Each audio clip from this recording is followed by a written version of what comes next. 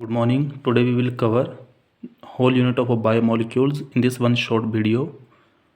So let me tell you, this video will be very imperative for the student of 10 plus 2 standard. So let's begin. Biomolecules. As the name itself suggesting us bio, which means life. So biomolecules क्या होते हैं ये? Biomolecules are the important material for the life processes. These substances possess the ability of growth, repair and reproduction. इसको इस प्रकार से समझ सकते हो आप, जिस प्रकार से एक मकान की जब फाउंडेशन बनाई जाती है मकान से पहले, उसी प्रकार से बायोमोलिक्यूल्स लिविंग ऑर्गेनिज्म के अंदर फाउंडेशन की तरह काम करता है ये। सो हमारी बॉडी में भी बहुत ज़्यादा रिएक्शन चलती हैं जिसके लिए बायोमोलिक्यूल्स रिस्पॉन्सिबल होते हैं। सो जो आज हम बायोमोलिक्यूल्स पढ़ेंगे वो इस प्रकार से हैं। Biomolecules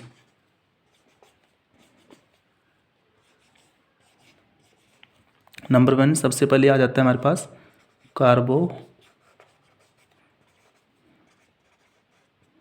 carbohydrates. Then we have proteins, then vitamins. उसके बाद हमारे पास आ जाएंगे nucleic acid,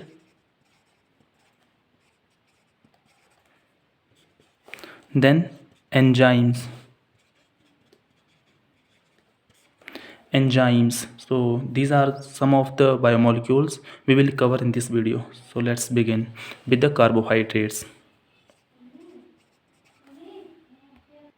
So carbohydrate, as the name itself is suggesting, carbohydrate is the mixture of 3 components, and these are carbon plus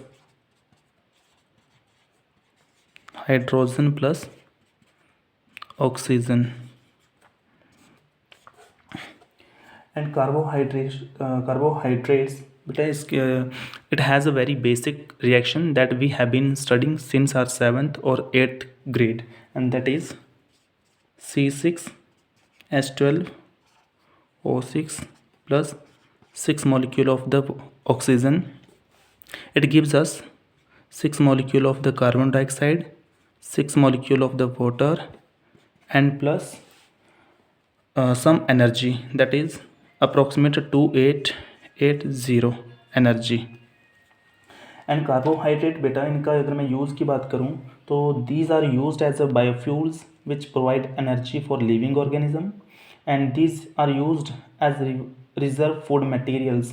for example starch is reserve food material of plants. So now we have some important classification of the carbohydrate. So carbohydrate को 3 categories में classify किया जा सकता है, लेकिन सबसे पहले आपको ये भी पता होना चाहिए कि कार्बोहाइड्रेट को सैकराइड्स भी बोला जाता है. सैकराइड्स एक ग्रीक वर्ड है और ये आया है सैकरोन वर्ड से. ग्रीक वर्ड सैकरोन से आया हुआ है ये, जिसका मतलब होता है शुगर. सो कुछ एक्सेप्शन हो सकते हैं, अदरवाइज सारे कार्बोहाइड्रेट स्वीट इन टेस्ट होते हैं. सो सबसे पहले हमारे पास आ जाता है मोनोसैकराइड्स.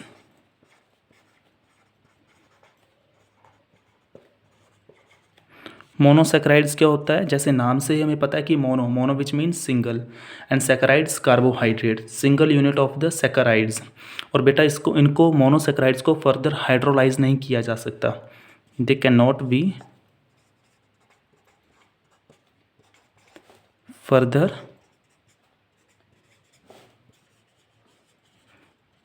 हाइड्रोलाइज्ड.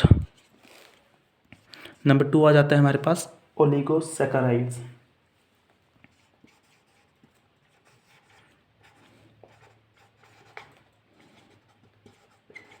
तो ओलिगोसैकराइड्स क्या होते हैं बेटा? ये फर्दर हाइड्रोलाइज हो जाते हैं, और फर्दर हाइड्रोलाइज होने के बाद ये हमें 2 to 10 यूनिट ऑफ सैकराइड्स देते हैं. 2 से लेके 10 यूनिट हमें सैकराइड्स की मिलती है। इनको आगे भी फर्दर इनको कैटेगराइज किया जा सकता है, जैसे डायासैकराइड्स। तो डायासैकराइड से हमें 2 यूनिट मिल जाएंगी। देन ट्रायासैकराइड में हमें 3 यूनिट मिल जाएंगी। देन टेट्रासैकराइड्स में 4 यूनिट एंड सो ऑन। कुछ एग्जाम्पल डायासैकराइड्स के देख लेते हैं, जैसे कि सुक्रोज है। सुक्रोज इज़ द शुगर जो हम घरों में खाते हैं। जब इसको हम हाइड्रोलाइज कर देंगे तो ये हमें 2 यूनिट देगी, किसकी? Glucose plus fructose. ग्लूकोज को इसका तो हमें पता है, और फ्रक्टोज भी क्या होती है? एक शुगर ही होती है जो कि फ्रूट्स वगैरह में पाई जाती है। Then we have lactose. Lactose ये मिल्क जैसे प्रोडक्ट में पाई जाती है, ये कार्बोहाइड्रेट, और ये जब हाइड्रोलाइज हो जाती है तो इससे हमें मिलता है glucose plus galactose. Then we have maltose. Maltose जैसे आपको पता है कि जैसे देसी तरीके से वाइन को भी प्रिपेयर किया जाता है इसी प्रोसेस से, माल्टा जैसे, जिसका मतलब ही देसी दारू होता है। तो इससे हमें मिल जाता है glucose plus glucose. Next we have third one is polysaccharides. So polysaccharides क्या होते हैं? इनको भी फर्दर हाइड्रोलाइज किया जा सकता है, और हाइड्रोलाइज होने के बाद ये हमें 100 to 3000 यूनिट जो हैं वो सैकेराइड्स के देते हैं। अच्छा, एक बात ध्यान में देने वाली है कि जो हमारे ओलिगोसैकेराइड हो गए और हो गए हमारे मोनोसैकेराइड्स प्लस ओलिगोसैकेराइड्स, ये दोनों ही हमारे होते हैं स्वीट इन टेस्ट। बट जो हमारे पॉलीसैकेराइड्स हैं वो स्वीट इन टेस्ट नहीं होते हैं, तो उनको नॉन शुगर भी बोला जाता है, नॉन शुगर। पॉलीसैकेराइड्स की जो रिएक्शन इस प्रकार से आ जाएगी, C6H10O5 and N represent the number of saccharides unit that can be 100 to 3000, and when it is hydrolyzed it will give us n number of C6H12 and O6. And we have some of the example, and these are starch, cellulose. अब हम classification of carbohydrate on the basis of taste में देखेंगे sugar and non sugar. जो sugar होते हैं ये sweet होंगे test में, और ये नॉन शुगर जो होंगे ये नॉन स्वीट होंगे। नंबर 2, ये क्रिस्टलाइन सॉलिड होते हैं, क्रिस्टलाइन सॉलिड्स, और ये हमारे होते हैं अमरफस सॉलिड।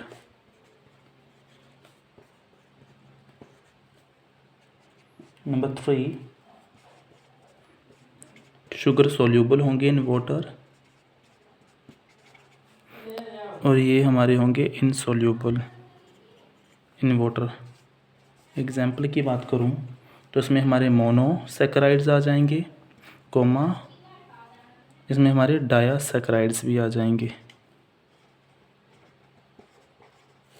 और नॉन शुगर में हमारे जितने भी पॉलीसैकेराइड्स हैं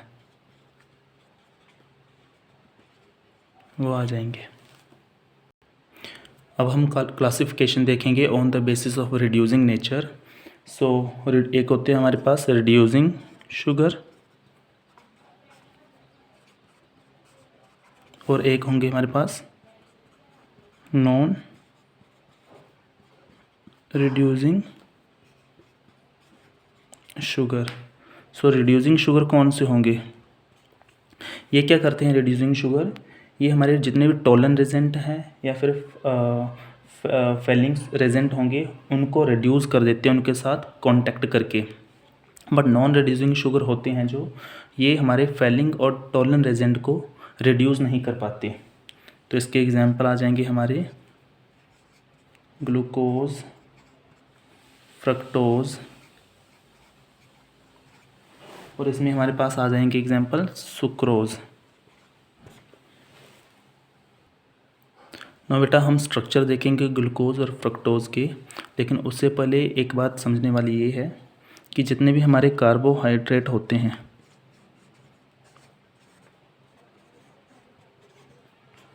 ये जब अल्डिहाइड के साथ जुड़ेंगे, अल्डिहाइड्स के साथ, तो ये बनाते हैं अल्डोसिस, अल्डोसिस। और जब कार्बोहाइड्रेट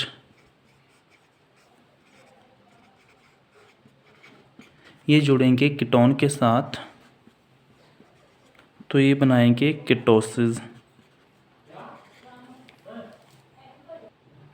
और आपने एक बात ये भी समझनी है कि जो ग्लूकोज जो है, ग्लूकोज जब भी इनके ऊपर हमारी पीपीएल लाइट आती है, पीपीएल प्लेन पोलराइज्ड लाइट, तो ये क्या कर देते हैं प्लेन पोलराइज्ड लाइट को to the right side rotate करवा देते हैं। इट मीन्स कि ये टू द क्लॉकवाइज डायरेक्शन में उनको रोटेट करवा देंगे। जैसे लेट्स से ये हमारी कोई पीपीएल लाइट है, अभी ये अनपोलराइज्ड है, यहाँ पे मैंने कोई पोलराइज़र लगा दिया। अब ये लाइट जो होगी ये क्या हो जाएगी, ये पोलराइज्ड हो जाएगी।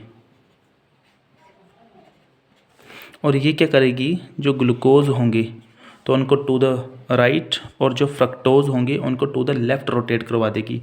लेट्स से कि ये ग्लूकोज है, इसको ये जब राइट में रोटेट करवाएगी तो हम उसको बोलेंगे कि वो डेक्स्ट्रो रोटेटरी हुआ है, डेक्स्ट्रो रोटेटरी।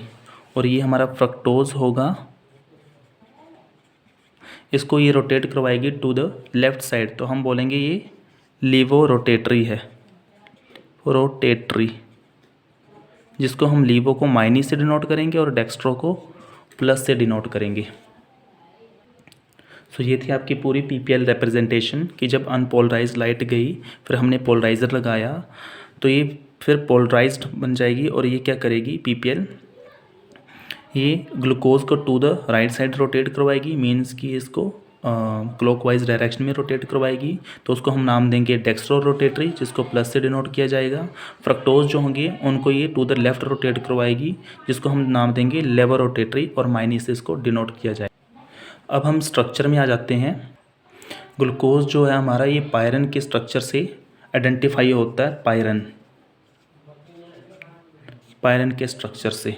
सो हम इसका स्ट्रक्चर देखते हैं। पहले ओपन चेन स्ट्रक्चर देखेंगे तो हमारा आ जाएगा CHO, first carbon, second carbon, third carbon, fourth carbon, fifth carbon और सिक्स्थ कार्बन, CH2OH। नाउ बेटा यहाँ पे अब हमारा आ जाएगा OH, देन यहाँ पे आ जाएगा हमारा इस साइड H, और इस साइड आ जाएगा अगेन ये HO, इस साइड आ जाएगा ये H, फिर यहाँ पे H आ गया ये, और यहाँ पे OH, और लास्ट वाला हमने हाइड्रोजन भी सेम रखना होता है और ये OH भी सेम रखना है। ये तो हमारा आ गया ओपन चेन स्ट्रक्चर। अब हम फिशरमैन प्रोजेक्शन भी देखेंगे इसकी, जिससे हम अल्फ़ा और बीटा ग्लूकोपायरानोज बनाएंगे। तो यहाँ से हमें पता है कि ये कार्बन जो है यहाँ पे ये कार्बोनिल ग्रुप के साथ अटैच्ड है C डबल बॉन्ड O से, इस प्रकार से, और साथ में H जुड़ा हुआ है। तो जब अब ये क्या करेगा, यहाँ पे सिंगल बॉन्ड आ जाएगा और यहाँ पे पोलरिटी गेन होगी, यहाँ पे लैम्डा प्लस और यहाँ पे लैम्डा माइनस आएगा। तो ये वाला H क्या करेगा, ये यहाँ से ब्रेक होगा और इस O के साथ जो जाके जुड़ जाएगा। तो यहाँ पे ये हमारा आ गया C और साथ में ये आ गया O, और ये वाला H ऊपर जाएगा तो ये इसके साथ जुड़ गया, और इसके साथ एक H तो पहले से भी था, तो ये आ गया H। और फिर बाकी यहाँ पे जुड़ा है OH, साथ में यहाँ पे H, यहाँ पे OH, और यहाँ पे था हमारा H, यहाँ पे HO, H और H, और ये वाला O जो है ये इसको आप इस प्रकार से यहाँ पे ले आओ। अब आपने देखना है ये जो कार्बन है हमारा फर्स्ट कार्बन, यहाँ पे ये जो OH है ये राइट साइड है, तो इसको हम नाम दे देंगे, जब ये हमारा राइट साइड होगा OH तो इसको हम नाम देंगे अल्फ़ा।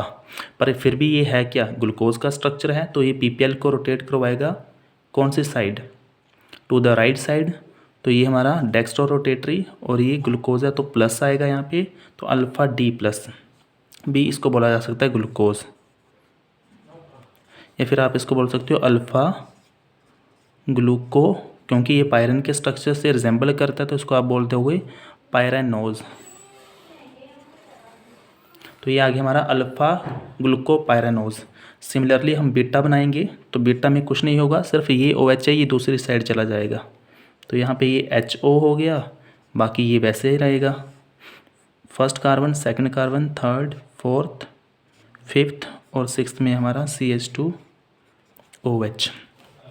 तो यहाँ पे आ गया हमारा OH, H, फिर अगेन OH, यहाँ पे है ये H, यहाँ पे HO, यहाँ पे H, यहाँ पे H, और ये वाला ऑक्सीजन यहाँ पे आ जाएगा।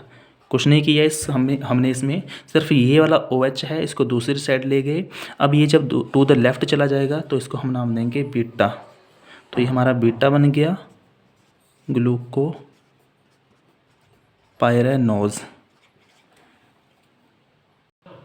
अच्छा, आप एक काम करिए कि ये जो हमारा अल्फ़ा ग्लूकोपायरेनोज है इसको फ़िलहाल के लिए इसको ऐसे ही रहने दीजिए, अल्फ़ा D प्लस ग्लूकोज ही रहने दीजिए, और ये जो हमारा ये बना है सेकंड इसको आप बीटा और साथ में D और यहाँ पे प्लस ग्लूकोज ही रहने दीजिए, क्योंकि पायरेनोज के लिए हम साइक्लिक स्ट्रक्चर जब बनाएंगे तो हम तब लिख लेंगे इसको, ये जो हमारा पायरेनोज है इसको हम साइक्लिक स्ट्रक्चर में लिखेंगे।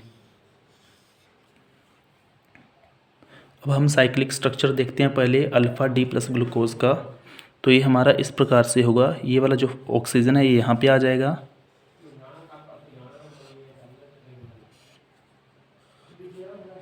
ये इस टाइप से होता है, ये हमारा पायरन से रिजेंबल होता है, और इसकी पोजीशनिंग कुछ इस प्रकार से करनी है आपने, यहाँ पे first second, third, fourth, fifth और सिक्स्थ। तो सबसे पहले इसको देखो बेटा आप, ये हमारा है OH, तो इसको आप लिख दोगे यहाँ पे OH, फिर उसके बाद फिर से यहाँ पे है OH, फिर यहाँ पे है H, फिर यहाँ पे है OH, और सिक्स्थ में हमारा यहाँ पे था CH2 एंड OH, तो यहाँ पे आ जाएगा CH2 एंड OH।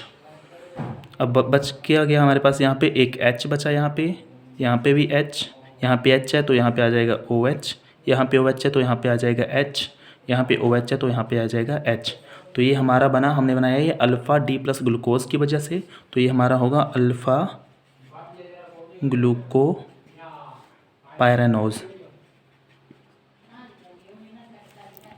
और दूसरे में हम बनाएंगे बीटा पायरेनोज, जो कि हम इससे बनाएंगे बीटा D प्लस ग्लूकोज से, तो ये आ गया ऑक्सीजन,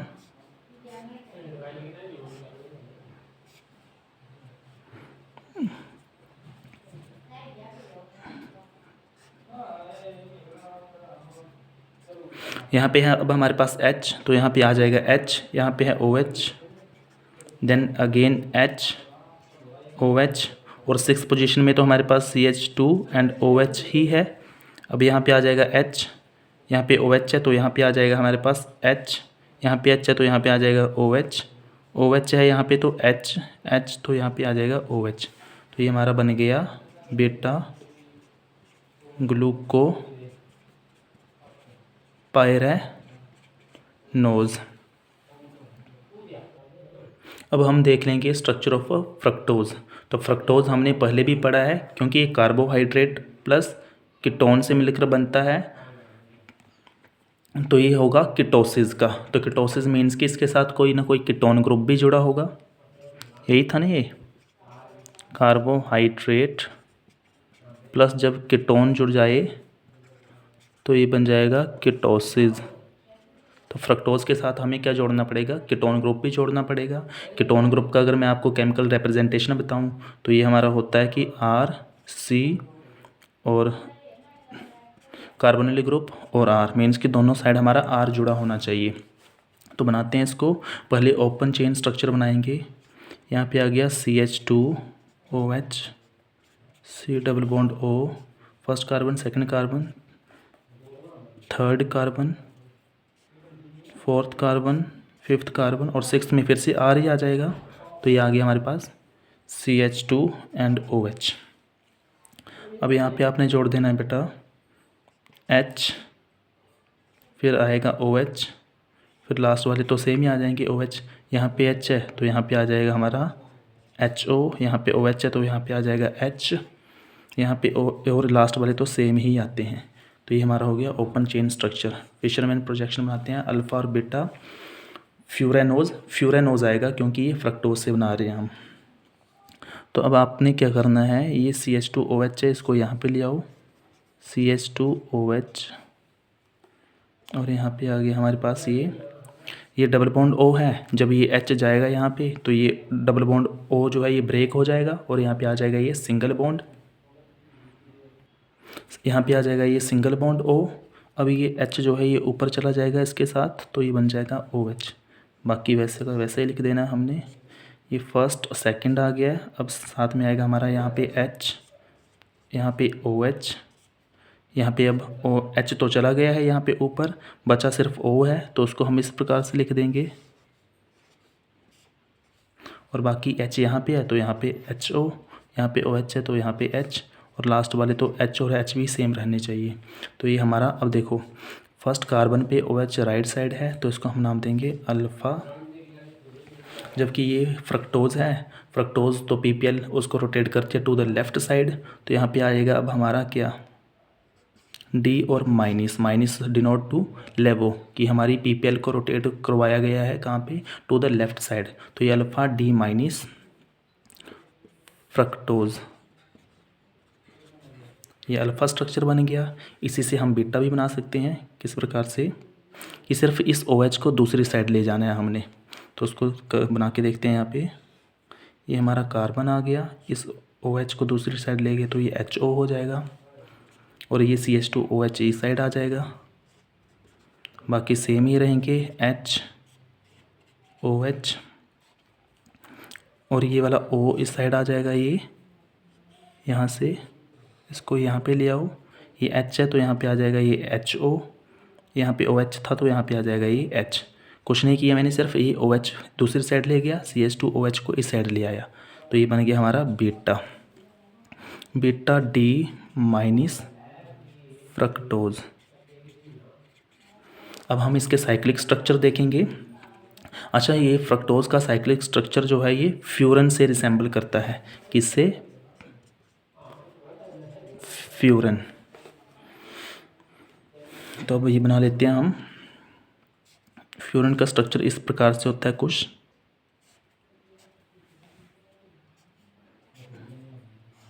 इसकी पोजीशनिंग इस प्रकार से आएगी 1 2 3 4 5 और 6, अगेन 1 2 3 4 5 और 6।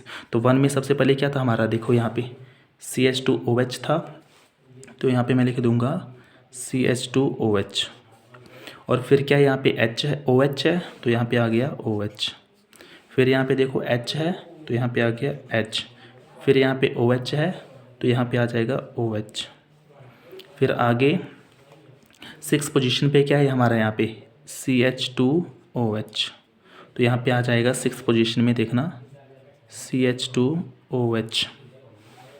अब यहाँ पे CH2OH आ गया तो यहाँ पे H, यहाँ पे OH है तो ऊपर आ जाएगा H, यहाँ पे H है तो ऊपर आ जाएगा OH।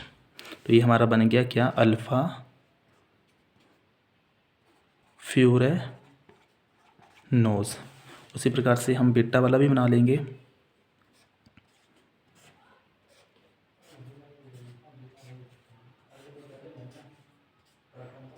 1 2 3 4 5 और 6।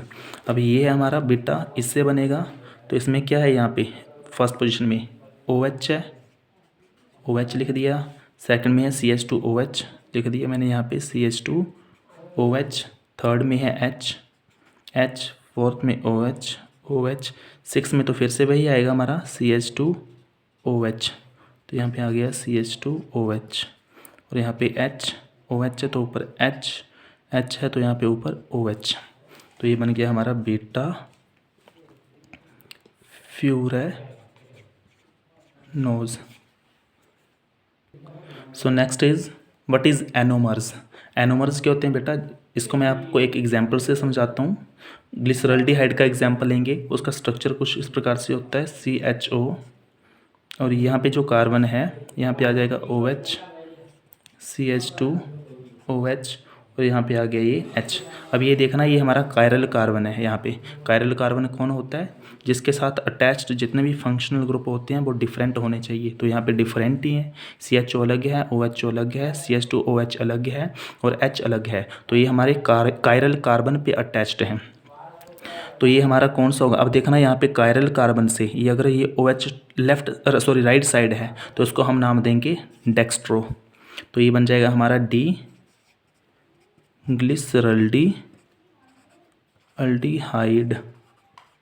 ग्लिसरल्डिहाइड।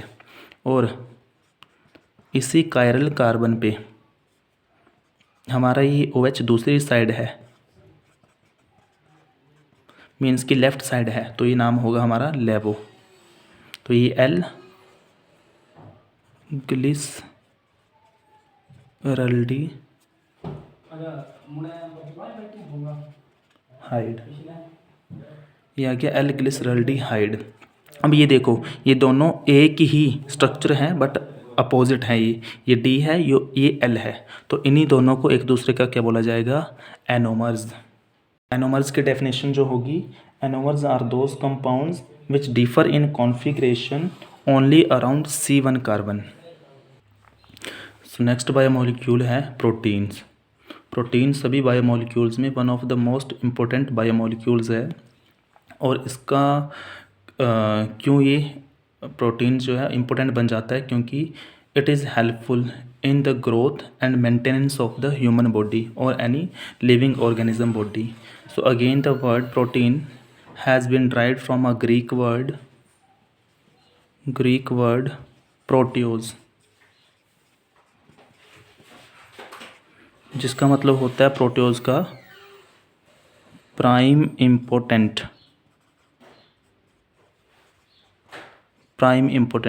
तो ये हमारी बॉडी में बहुत ही इम्पोर्टेंट होते हैं प्रोटीन्स। ब्रॉड तरीके से देखा जाए तो इनको दो कैटेगरीज में डिवाइड किया गया है। Number 1 is fibrous protein, number 2 is globular protein. Fibrous जैसे इसके नाम से ही हम समझ सकते हैं, वह प्रोटीन जो कि फाइबर जैसी है। फाइबर मीन्स कि ऐसे लीनियर सी होगी इस टाइप की, और ग्लोबुलर प्रोटीन जो है वो ग्लोब लाइक मीन्स कि एक कोयल जैसी होती है बट कॉम्प्लेक्स होती है, कोयल जैसी। अब फाइब्रस प्रोटीन जो है इसके एग्जांपल आ जाएंगे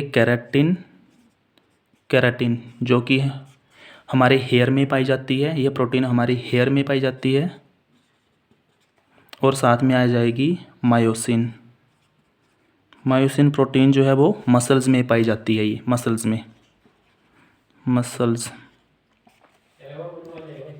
मसल्स में पाई जाएगी। और ग्लोबुलर प्रोटीन जो है ये फर्दर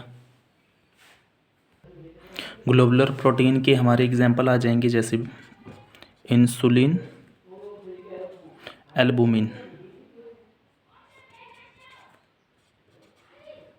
एल्बुमिन ये हमारे एग्जांपल आ जाएंगे। अब अगेन ये प्रोटीन को अलग अलग, अच्छा प्रोटीन बेसिकली इसकी अगर डेफिनेशन जो है, ये प्राइम इम्पोर्टेंस को छोड़ के ये हमारी होती क्या है, ये इट इज़ अ पॉलीमर है ये किसका, अल्फ़ा अमीनो एसिड्स का। तो इट मीन्स इसमें अमाइन भी होगा प्रेजेंट और एसिड से इसमें कार्बोक्सिलिक ग्रुप भी होगा। अब इट मीन्स कि ये हमारी जो प्रोटीन है ये क्या, इसमें अलग अलग अमीनो एसिड जो हैं वो जुड़े हुए हैं। पॉलीमर, पॉली मीन्स की मैनी, मर मीन्स की यूनिट, बहुत ज़्यादा यूनिट्स में हमारे अल्फ़ा अमीनो एसिड जुड़े हुए हैं। अच्छा देखो, अल्फ़ा अमीनो एसिड जो होते हैं इनको जोड़ने के लिए एक हमारे पास टर्म यूज़ की जाती है, that is peptide linkage. Peptide linkage से दो हमारे अमीनो एसिड जुड़े होते हैं। जैसे कि फॉर एन एग्जांपल, जैसे कि हमारा आ जाएगा NH2 CH2 COOH। तो ये देखो यहाँ पे अमाइन भी होगा, साथ में कार्बोक्सिलिक एसिड भी होगा। अब प्लस यहाँ पे मैं फिर से अमाइन ले लेता हूँ, H2N आ गया, यहाँ पे CH2 आ गया और यहाँ पे आ गया COOH।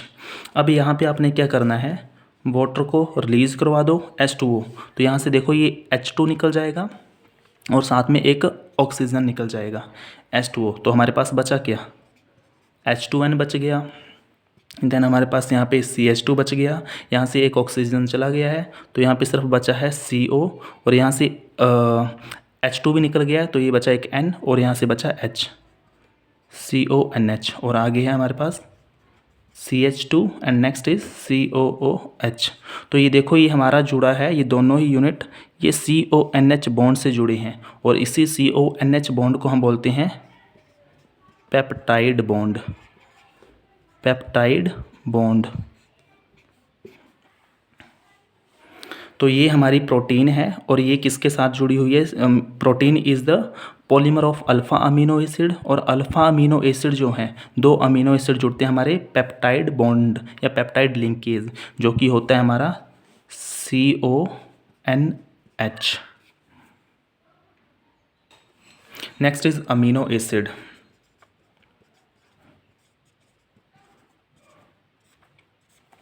अच्छा, अमीनो एसिड एक होते हैं हमारे पास essential amino acid, essential amino acids, और एक होते हैं हमारे पास non essential, non essential amino acid. Essential amino acid ऐसा माना जाता है, इसेंशियल अमीनो एसिड जो हैं ये हमारी बॉडी में एब्सेंट रहते हैं और हमें इनको एज अ डाइट लेना पड़ता है, एज अ डाइट हम इनको लेते हैं। और नॉन इसेंशियल ये होते हैं क्योंकि ये हमारी बॉडी में पहले से ही होते हैं, ऑलरेडी प्रेजेंट होते हैं, ये हमारी बॉडी में ऑलरेडी प्रेजेंट, तो इनको इसलिए बोला गया है नॉन इसेंशियल अमीनो एसिड। अच्छा, अमीनो एसिड ऐसा माना जाता है कि हमारे पास 20 अमीनो एसिड से 20 अमीनो एसिड से एक प्रोटीन बनती है, एक प्रोटीन 20 अमीनो एसिड से। अब 10 हमारे पास पहले से होते हैं जो कि ये आ गए, और 10 जो है हमें एज अ डाइट लेना पड़ता है। 10 अमीनो एसिड इसेंशियल इसलिए माने जाते हैं आवश्यक, क्योंकि वो हमें लेने पड़ते हैं एज अ डाइट, और 10 अनावश्यक जो कि हमारी बॉडी में प्रेजेंट होते हैं, और 20 अमीनो एसिड से बनती है हमारी एक प्रोटीन। इसेंशियल अमीनो एसिड के एग्जांपल हमारे पास आ जाएंगे वेलिन, वेलिन, लाइसिन, और नॉन इसेंशियल के हमारे पास एग्जांपल आ जाएंगे ग्लाइसिन, ग्लाइसिन, और साथ में एर्जिनिन, एर्जिनिन, ये एग्जांपल आ जाएंगे। अल्फ़ा अमीनो एसिड को अमीनो एसिड को अलग अलग कैटेगरी में डिवाइड किया जा सकता है, जैसे अल्फ़ा में, बीटा में, गामा में अमीनो एसिड। अब अल्फ़ा अमीनो एसिड कौन से होंगे, जैसे कि हमारे पास आ गया सबसे पहले RC, और यहाँ पे आ गया हमारे पास कोई NH2 जुड़ा हुआ है और साथ में COH। तो हमारा जो फंक्शनल ग्रुप होता है, फंक्शनल ग्रुप के पहले वाला कार्बन, उसको हम बोलते हैं अल्फ़ा। तो ये हो जाएगा हमारा अल्फ़ा अमीनो एसिड। उसके बाद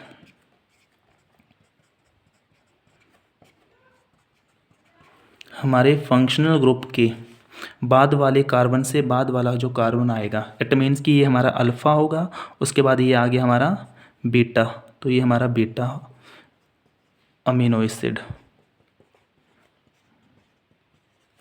और सिमिलरली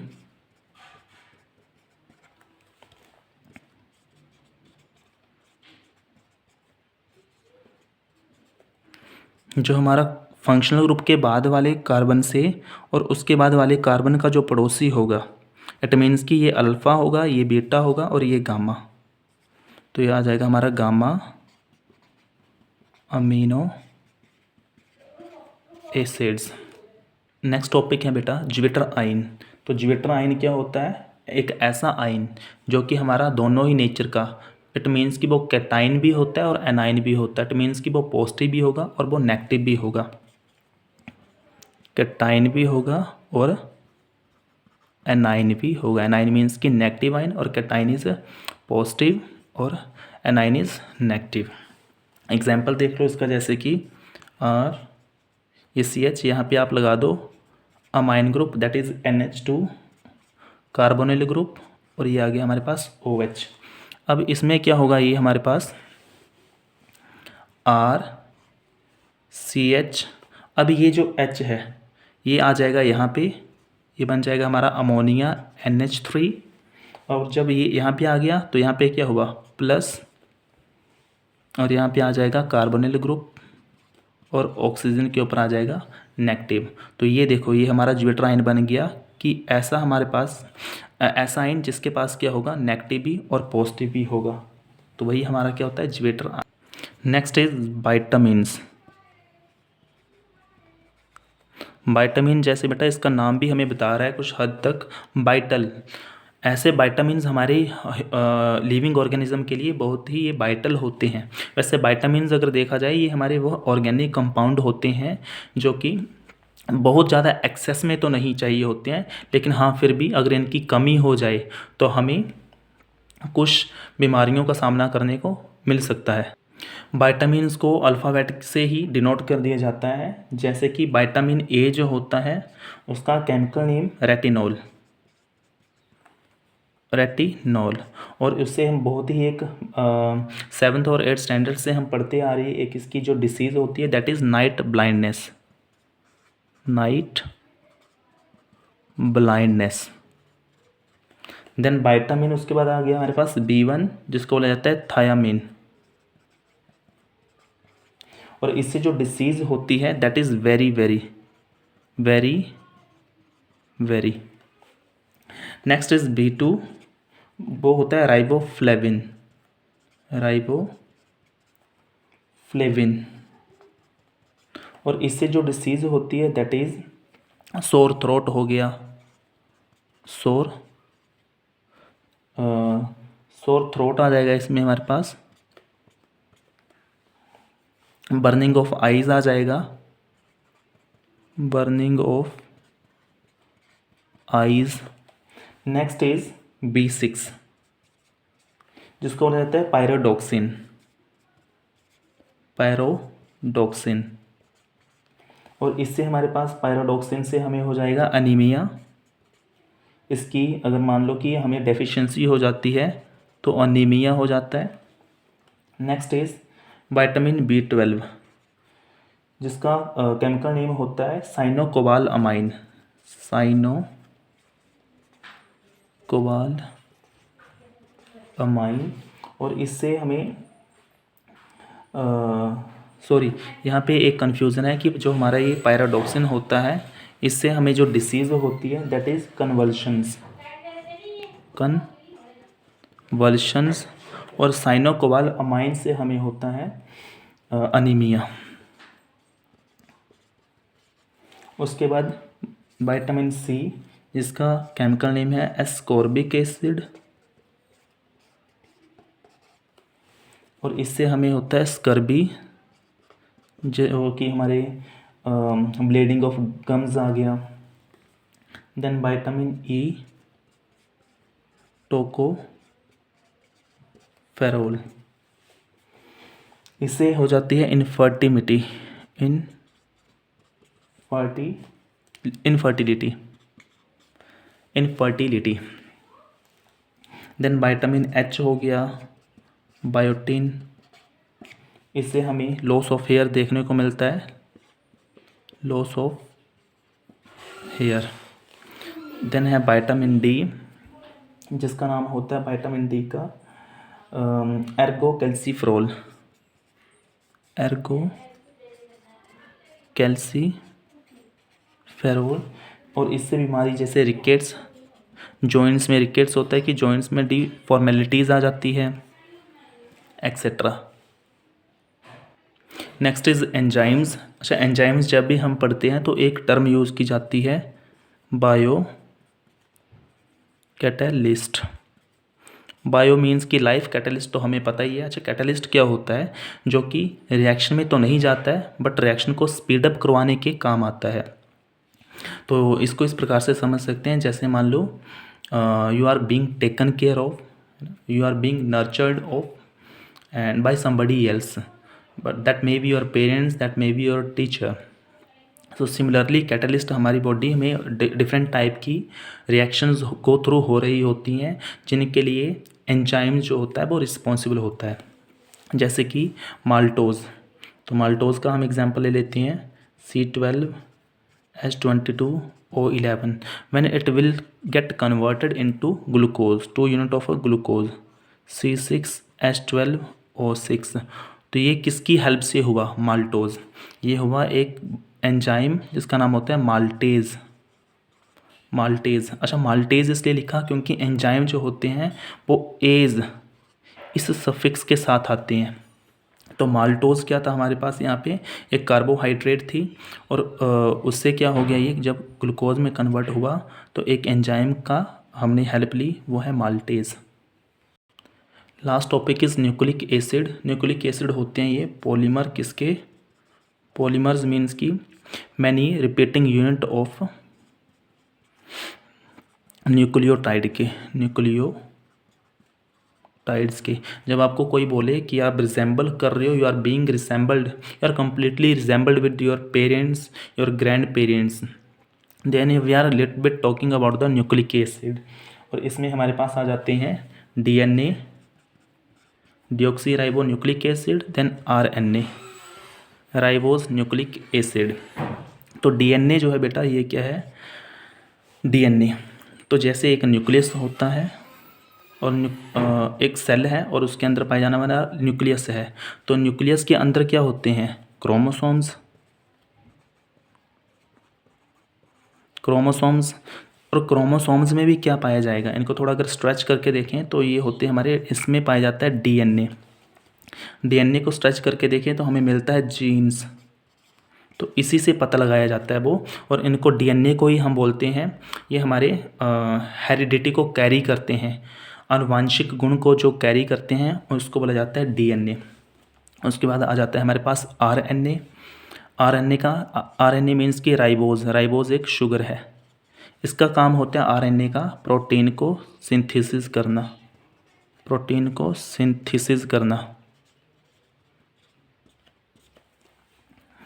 अब कैसे ही प्रोटीन को सिंथेसिस करेगा? सबसे पहले जब हमें पता है कि हमने अल्फ़ा अमीनो एसिड को पढ़ा, उसके बाद हमने पढ़ा एसेंशियल अमीनो एसिड और नॉन एसेंशियल अमीनो एसिड। 10 हमारे पास जो नॉन एसेंशियल अमीनो एसिड होते हैं वो हमारी बॉडी में प्रेजेंट होते हैं, बट एसेंशियल अमीनो एसिड तो हमें लेने पड़ते हैं। तो जैसे ही हम फूड खाएंगे तो RNA का काम क्या आएगा? ये सबसे पहले उनको रिकॉग्नाइज कर लेगा, एक मैसेंजर की तरह काम करता है ये मैसेंजर RNA। उसके बाद आ जाएगा हमारे पास मैसेंजर RNA क्या करेगा? ये एक सिग्नल देगा और इसको ट्रांसफ़र कर देगा, ट्रांसफ़र RNA, tRNA, और उसको ये ले जाएगा कहाँ पे? RNA, और यहाँ पे जाके हमारी क्या हो जाएगी? प्रोटीन सिंथेसिस हो जाएगी। तो जैसे कि again 10 essential amino acid, 10 non essential amino acid, they will contribute to one protein. So this was all about biomolecules.